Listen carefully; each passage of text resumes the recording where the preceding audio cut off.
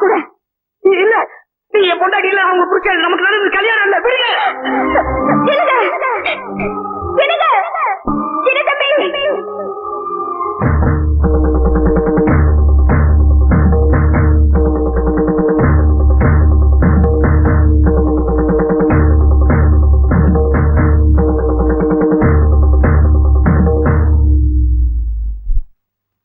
அம்மா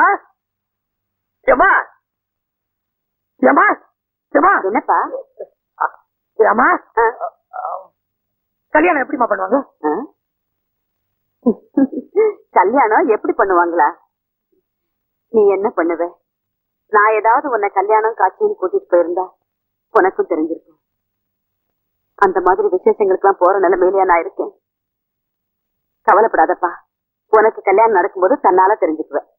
ஏமா இந்த பீப்பை ஊதி தானே கல்யாணம் பண்ணுவாங்க